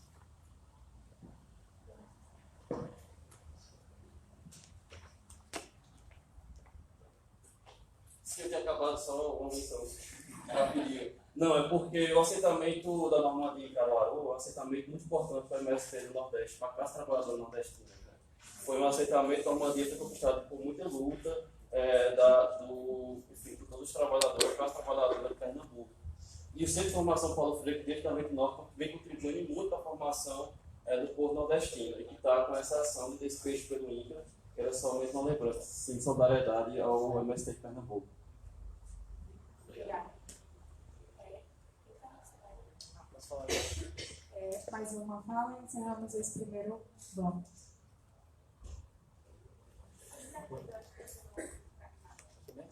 Boa noite, gente. Eu sou Ídolo, eu sou aluno do...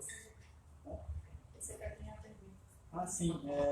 Eu sou aluno do mestrado da UFRN, das Ciências Sociais. E eu sou também parte do Esquerda Diária, da Juventude Faísca.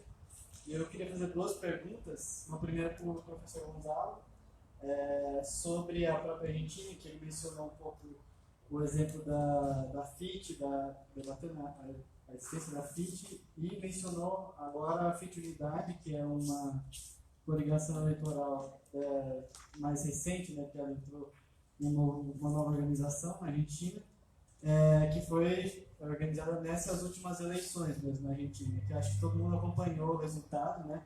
Inclusive muitos comemoraram a derrota acachapante do Macri nessas eleições, né, que significou para muitos assim, dizer que foi um voto de protesto contra toda a sua política de governo, de acatar todas as medidas da FMI, de reforma da Previdência e tudo mais, de ajustes contra tiveram essa expressão política. De todo modo, foi uma eleição também, por isso, muito polarizada na própria Argentina, e que, ainda assim, a própria Argentina teve uma expressão eleitoral bastante expressiva, defendendo uma política de independência de classe bastante consequente. Assim.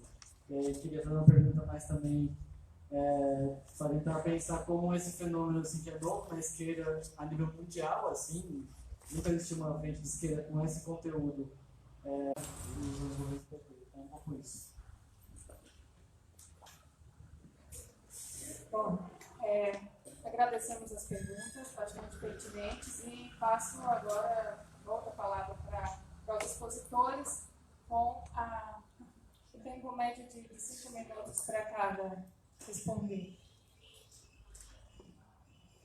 Então, muito boas as questões. O Cleiton traz o debate histórico sobre o Nordeste, né, trazendo o Pierrot e a coisa das ilhas de desenvolvimento.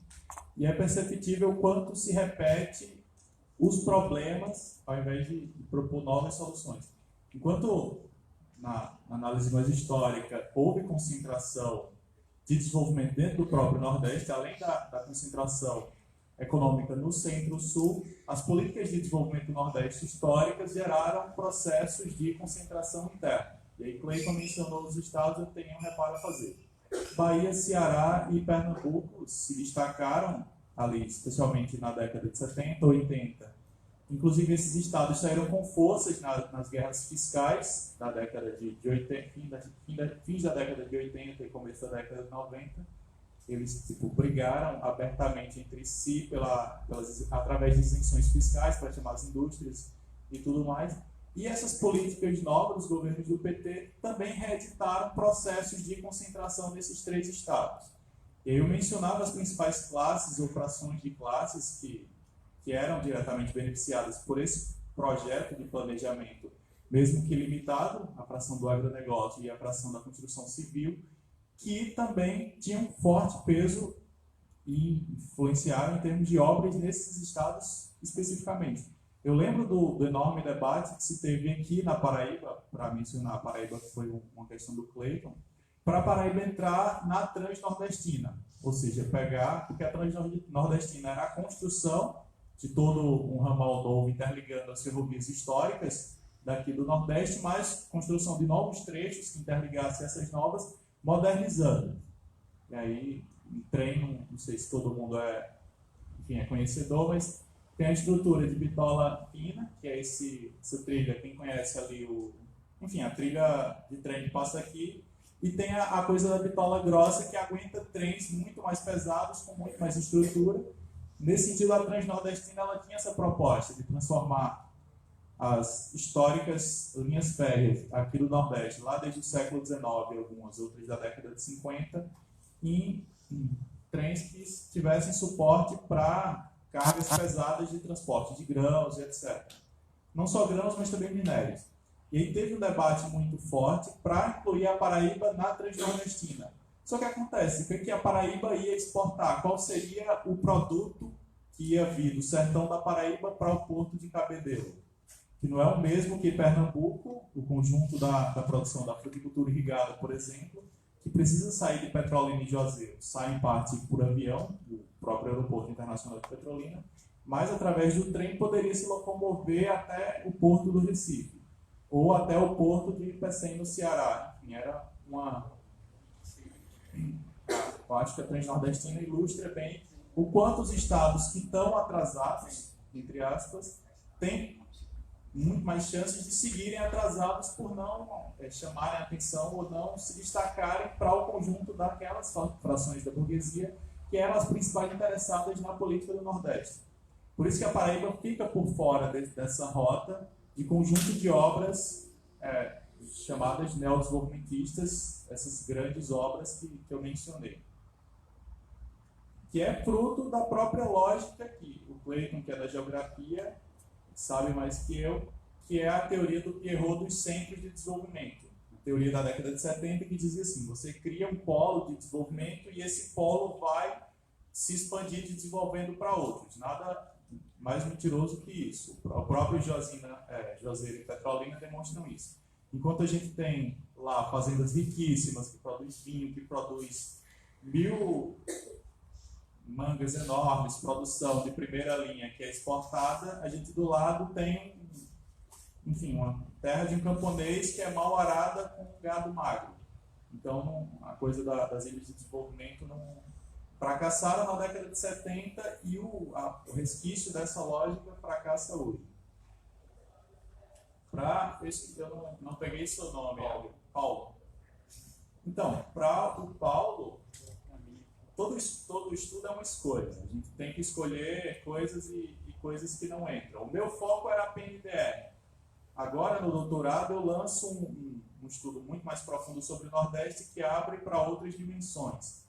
Mas pensando, Celso Furtado. Celso Furtado tinha como principal foco, o principal instrumento de política, o planejamento. Não é tipo ir fazendo as coisas e esperar que deem certo, que me parece que é o que aconteceu nos governos recentes do Partido dos Trabalhadores. Porque as políticas, o chamado social-desenvolvimentismo, né, que é uma variação de neodesenvolvimentismo chamado pelos próprios petistas, o Portman e outros. Social-desenvolvimentista é mais uma agregação de coisas que foram dando certo e foi sistematizado dessa forma. Porque o que deu certo para o Nordeste? Aí é inegável que o Nordeste passou por um processo de mudança entre o que era a década de 90 e o que é hoje, ou o que foi a partir de 2003. Mas tem muito mais relação com políticas, de certa forma, acidentais. E aí, políticas que eu digo acidentais, mas no sentido de que não tinha a intenção específica de beneficiar ou de produzir essa mudança no Nordeste, mas tinha uma lógica mais geral. A ideia do salário mínimo rural, e isso está na Constituição de 88, se é equivalente a um salário, a própria aposentadoria rural, desculpe, se é equivalente a um salário mínimo, operou uma profunda mudança a partir da política de evolução do salário mínimo no interior nordestino gigante, que a gente não tem proporção e vai ter dimensão efetiva agora com essa contra-reforma da Previdência, né? O impacto que isso vai gerar negativamente no conjunto de municípios pequenos e do interior. Própria política de Bolsa Família e outras políticas de assistência social, Bolsa Safra e outras políticas nesse sentido operaram uma mudança profunda no Nordeste, mas tem mais relação com política acidental do que com a própria ideia de planejamento. Nesse sentido, a PNDR, que seria essa proposta de planejar o desenvolvimento do Nordeste, ficou no papel. Outras coisas deram certo, mas outras coisas que não estavam dentro da ideia do planejamento. Sim, vou correr. Nesse sentido, o meu estudo não avança na dimensão da educação tão profundamente e não pega a expansão universitária, que, se a gente fosse debater, tem prós e contras. O pró de, enfim, colocar muita gente na universidade. O contra de em que condições essa galera é colocada na universidade. Né? Em relação ao Porto de Suape, se Eduardo quiser responder, eu deixo para ele, apesar de não estar na fala agora, mas a pesquisa inédita que está para sair do doutorado ele tem mais condições de falar. sobre a transposição de São Francisco, como em Suape e muitos outros pontos, onde essas obras aconteceram, às vezes gera mais problemas do que soluções. Primeiro, a dificuldade de que elas não se concluem. Isso é um problema enorme. Mas, análise mais sociológica mesmo. Nível de criminalidade, de prostituição, de coisas que acontecem nas cidades por onde o processo da obra está passando é incrível. E, assim, merece análise. A análise no sentido de se vale a pena o resultado final, considerando que o resultado final é a não existência da água. Enfim, a gente está com o canteiro de obras que levaria água para Boqueirão parado, então ela, enfim, não cumpre o seu propósito final e o seu durante gera enormes transtornos sem dimensão. E a pergunta do Ítalo, eu vou deixar, se sobrar tempo, depois eu volto para falar sobre Bolsonaro e Nordeste. Já vou passando do dobro do tempo.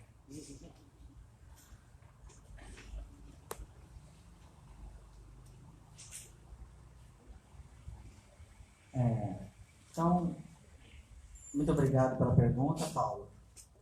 Aproveito a sua questão para dizer, faltou, né, frisar, que o MST é um movimento muito importante, o maior movimento, né, camponês, um dos maiores do mundo e da América Latina, que merece o nosso apoio irrestrito, ou melhor, restrito não, incondicional.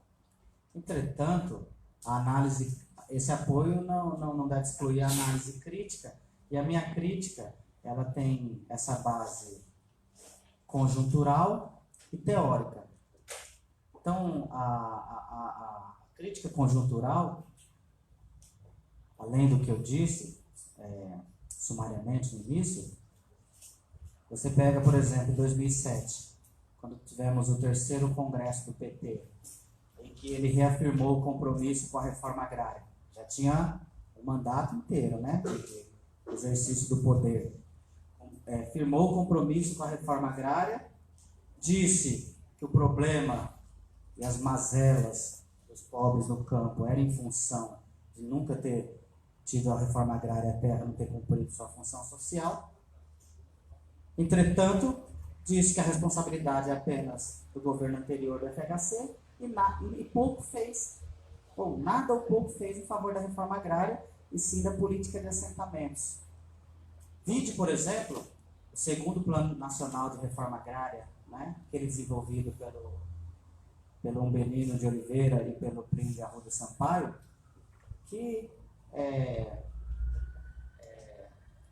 colocava a necessidade, ou prometia, melhor dizendo, o assentamento de 1 milhão de famílias. Muito aquém terminou o primeiro governo. Então, as realizações do governo do PT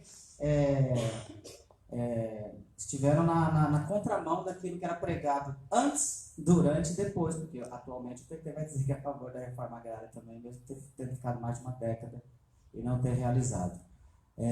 E essa crítica, então, de que o PT tem essa política de assentamentos e o MST se adaptou a isso, ela não é uma política assim, vamos dizer assim, revolucionária, mas apenas mostrando que não cumpriu nem o mínimo do que seria uma política de um governo nacionalista e popular. Por exemplo, na dissertação eu coloquei isso, comparando a experiência, o programa do MST com, por exemplo, o que aconteceu no Peru sob o governo de Valesco Alvarado, um militar nacionalista, em que o seu programa estava muito mais avançado do que o MST, em que ele expropriou os setores estrangeiros dos ramos fundamentais, como petróleo e gás, expropriou os grandes e até médios proprietários. E já o governo do PT não fez isso, o MST se adapta. Agora é isso, você falou bem. Eu me lembro que era assim. Na primeira disputa, no primeiro mandato era aquela coisa, agora é a vez do PT. No segundo, olha, vai vir o PSDB. Sob Dilma também. Com o diferencial que internamente o MST não só apoiou a Dilma, porque existia o Serra, mas porque eles acreditavam que o governo de Dilma ia ser mais à esquerda, que ia ser mais nacionalista, Dilma como, né, pelo passado dela, etc. Então, a ligação do MST, em última instância, com o PT, é a crença e a defesa do desenvolvimento sustentável, do crescimento econômico, com distribuição de renda e inclusão social. Tese reformulada, né, de Celso Furtado, de expropriação apenas de áreas ociosas, né, nem tocou na hegemonia política e econômica. E o MST se adaptou a isso. Por exemplo, vou dar o exemplo do Paraná. Eu sou da de São Paulo, mas é que eu falo do Paraná que eu morei lá, né, nesse período com o MST. Mas São Paulo tem exemplos também. Mas lá no Paraná, eu me lembro, olha que coisa. O Álvaro Dias, em 2005, ele que é o criador, o relator, o principal artífice da comissão, da CPM, mista. CPMI, né? Contra o MST. O arqui-reacionário Álvaro Dias. E o irmão do Álvaro Dias, que é o Osmar Dias, quando ele foi candidato em 2010 a governador do Paraná, o MST o apoiou. O apoiou por quê? Porque era melhor apoiar o Osmar Dias, que era o candidato que o PT fez aliança ali. Então tem implicações profundas nesse seguidismo, nesse alinhamento do MST, que defende essa política econômica. Veja, por exemplo, o caso do Suape, como foi dito, né? Então, meu estudo lá agora da tese que está terminando, que eu vou defender no mês que vem, como que, se existiu, né? Em que medida existe esse neodesenvolvimentismo lá na região do Suape, né? E como que os investimentos do PAC, a partir de 2008, implicaram na reconfiguração das classes, dos grupos sociais ali. Aí a gente vai lá conversar com os camponeses, ou com os agricultores e tal, e pergunta para eles o que eles acham da política, o que eles achavam da política do governo ao longo de todo esse tempo, né? O MST ele quase rompeu, não sei se você sabe disso, quase fraturou. Teve movimentos, inclusive, centrífugos no seu interior ao longo dos anos 2000, mas, assim, em 2010 existiu um debate profundo. Nós vamos continuar apoiando o PT depois de tudo isso? Só que, claro, como o MST tem uma direção rígida, né? E não existe uma democracia interna muito aprofundada, podemos fazer essa discussão, né? Mas assim, aí, então essas forças não se expressaram publicamente, né? Ou se expressaram de uma forma muito tímida. Mas foi um quebra-pau do caramba. E o Stedley centralizou e falou, não, nós temos que continuar. Qual que é a discussão, então? Um governo em disputa, né? O primeiro mandato foi isso. Não, o governo não é do PT, é um governo em disputa. Porque nós tivemos que fazer essa aliança geral aí e tal, e o governo está em disputa. Aí em 2010 ele estava em disputa e assim por diante, né? Então, assim, só concluindo, eu acho que é importante, né, a gente colocar em que medida são um passo atrás, né, vamos dizer assim, como uma tática necessária para o movimento marcar o passo, né, para enfrentar as conjunturas difíceis, mas também é importante entender que essas experiências, a história mostra o fracasso, né? É importante fazer o balanço. O próprio Celso Furtado mesmo falou assim, aquilo que eu tentei fazer lá, eu me choquei com a oligarquia mais atrasada e eu só queria fazer a reforma agrária nas terras ociosas, lá na beira das estradas, e me derrubaram. Então, caberia o quê? Fazer esse balanço e entender se a reforma agrária ela não avançou por falta de uma canetada, porque o Lula deveria ter feito uma medida ou outra, ou se a própria proposta e a maneira que o PT se colocou, ela já não era, né, em defesa mesmo dessa coexistência. Aí o MST, então, agora uma consideração mais geral, ele defende a tese, e essa é a semelhança do PT também, que existe duas vias possíveis de desenvolvimento para o meio rural brasileiro. Aquela estilo americana, né, baseada na pequena propriedade, ou a via prussiana, né, baseada no latifúndio e na modernização, chamada modernização conservadora e tal, né? Mas isso é falso. Essa disputa ela se deu até os anos 60, onde o Brasil ainda estava trilhando a sua forma de desenvolvimento. Hoje, nos anos 2000, já está consolidada a via de desenvolvimento que o Brasil assumiu. E foi a via da grande propriedade, né? Então, o que teria que fazer para ter uma mudança estrutural na sociedade? Seria eleger um partido dos trabalhadores e reivindicar que ele faça a reforma agrária em acordo com as oligarquias? Veja o caso da transposição do Rio São Francisco, em que o curso até mudava para poder contemplar as terras oligárquicas, né? Esse pacto o PT não rompeu e diz que em nome da governabilidade não é possível, mas fica em aberto, né? Não vou dizer que eu sou dono da verdade, mas fica em aberto essa questão de fazer esse balanço e os limites e as possibilidades desse programa agrário baseado na coexistência das propriedades, grande, média e pequena propriedade. Obrigado. No, obrigado pelas cuestiones. Son muchas cosas y la primera cosa que quería reafirmar es lo siguiente.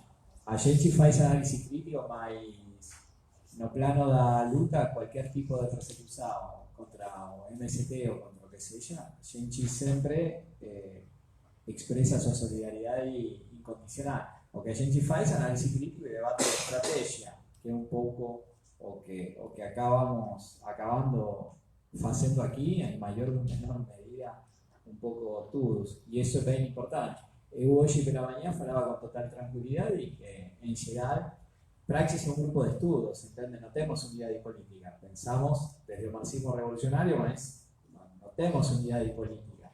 Mas mesmo assim, a gente, digamos, com absoluta independência do PT e absoluta independência da política de conciliação de classe do PT, a gente não tem nenhum problema de lutar pela liberdade de Lula e denunciar que estas foram as eleições manipuladas pelo judiciário e demais, que foi um golpe institucional de Dilma e demais, mas falamos isto com absoluta independência do PT e a política de conciliação de classes, que achamos que também é responsável de que hoje estemos como estemos. ¿No? Lo importante é como hacemos para tentar hacer un balance político de todo lo que está acontecendo. Eso una cosa que a gente acha bastante importante. Tener una frase de Gramsci que yo gosto mucho, ¿no?